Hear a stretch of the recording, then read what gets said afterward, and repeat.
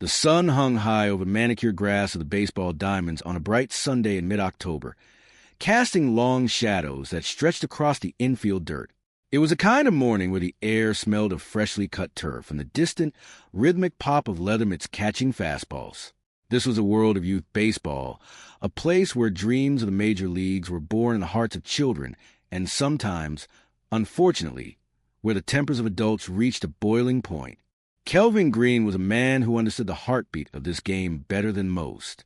At 62 years old, he possessed a calm demeanor that had been forged through 15 years of standing behind home plate as an umpire. To Kelvin, baseball was not just a side job or a source of supplemental income, though the $56 for a junior game and $61 for the older division certainly helped. It was a passion. He was an independent spirit in the league, a veteran who could be called upon to handle 10 games in a single weekend. He stood there in his padded chest protector, a silent guardian of the rules, ensuring that the spirit of fair play was maintained for the sake of the children who looked up to him. On that particular 16th day of October, in the year 2022, the atmosphere felt slightly different. It was Elimination Day, a high-stakes period where a single loss meant a team would be sent home while the victors marched forward. Francisco Borges, a 38-year-old coach who managed a team known as the Bruins, was preparing his players for a critical match. Francisco had been involved with high school-age players for about 6 years, and he carried the weight of his team's ambitions on his shoulders. However, on this day, the weight of those ambitions had led to a lapse in judgment regarding the rules of the league. The game had barely reached the bottom of the first inning when a low murmur began to ripple through the spectator stands. It started with the mothers and fathers, the grandparents and siblings who followed every game with a devotion that rivaled professional scouts. They knew the players, they knew the schools, and they certainly knew when something was not quite right. The chatter reached the ears of Kelvin Green as he stood at home plate. Parents from the opposing team were whispering, then speaking loudly, then pointing fingers. The accusation was clear. The Bruins were fielding illegal players. According to the strict regulations of the tournament, players had to meet specific age requirements. Francisco Borges had included 2 players on his roster who were 17 years old, exceeding the limit of only one such player allowed by the sanctioning body. The opposing coach, who knew one of the boys from a previous team, recognized the catcher and realized the discrepancy. In a strategic move, the opposing team waited until the first pitch was thrown, ensuring that the game had officially started. In the world of competitive youth sports, this meant the Bruins would not just have to remove the players. They would have to forfeit the entire game. When the tournament director stepped onto the field and signaled for the play to stop, the festive atmosphere evaporated, replaced by a tense silence. Kelvin Green stood at home plate, the epicenter of the unfolding drama. The director informed the coaches of the violation. The game was over before it had truly begun. The Bruins were disqualified. For Francisco Borges, the news was a bitter pill to swallow. He felt a sense of frustration that surged beyond the boundaries of the dugout. While he claimed to have misinterpreted the rules, believing 3 older players were permitted instead of 1, the reality of the disqualification meant his team was heading home early. The tournament fee of $895 was a significant investment, and although the higher authorities offered a refund of that fee if the team left peacefully, the emotions on the ground were far from peaceful. The conflict moved from the diamond to the area near the director's table, a simple setup where officials managed the logistics of the tournament. Kelvin Green had retreated there to collect his new scorecard and prepare for his next assignment. His son, Cameron Green, who was also an umpire, stood by his side. It was here that the verbal sparring began to escalate.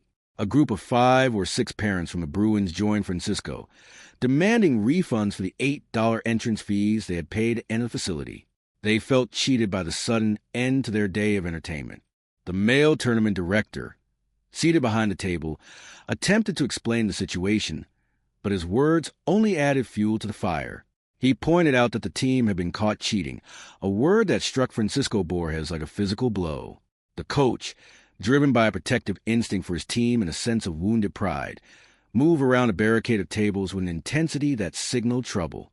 Kelvin Green, seeing the situation spiraling out of control, stepped forward. He was a man of peace, a grandfather who wanted nothing more than to see the children play in a safe environment. He looked Francisco in the eye and urged him to calm down, reminding him that his children and players were watching his every move. But the look in the eyes of Francisco Borges was not one of reason. He reached out and gripped Kelvin by his heavy chest protector, lifting the 62-year-old man with a force born of pure adrenaline and anger. In that moment, the world seemed to blur for Kelvin Green. He felt himself being hoisted, the metal and foam of his gear pressing against his chest. Cameron Green, seeing his father in immediate physical danger, reacted with the instinct of a son. He stepped in and delivered a punch to Francisco to force him to release his father. The scene erupted into a chaotic scuffle as several parents from the Bruins jumped into the fray. Kelvin was thrown to the ground, losing his hearing aids and his glasses in the dirt. He felt the impact of another blow, a secondary assault from someone he could not see through his blurred vision. The violence was short-lived, but the impact was lasting. A bystander coach eventually rushed in to separate the combatants, pulling the group apart and helping the Greens to their feet. The police were called, reports were filed, and a long journey toward justice began. Months later, the parties found themselves in a different kind of arena, a courtroom presided over by a judge who sought to find the truth beneath the layers of testimony. Kelvin Green, seeking $10,000 for lost wages and damages, told his story with the quiet dignity of a man who had spent his life serving the game. He had missed a month of work and a month of umpiring due to the physical and emotional toll of the assault. The judge listened as Francisco Borges admitted to put his hands on the umpire, though he framed it as an attempt to move Kelvin out of his way rather than an act of aggression. But the law, like the rules of baseball, is clear about boundaries. One does not put their hands on an official. One does not allow anger to dictate their actions in the presence of children. As the gavel fell, a judgment was rendered in favor of Kelvin Green for the full $10,000. But the victory was not about the money. It was about a message that needed to be heard by every parent and coach who stepped onto a youth sports field. Kelvin Green spoke those words with a heart full of hope for the future of the sport. He reminded everyone that violence has no place in baseball. The game is about love, about the children, and about the human capacity to learn from our mistakes and move forward with grace.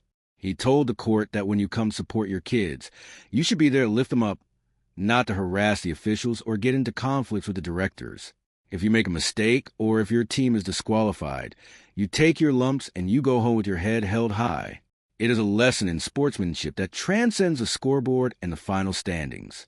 As the participants left the courtroom, the echoes of that message remained. Baseball remains America's pastime, a beautiful game of strategy and skill that should always be a source of joy and inspiration. In the end, the integrity of the game is upheld not just by the umpires on the field, but by the character of everyone who participates in it.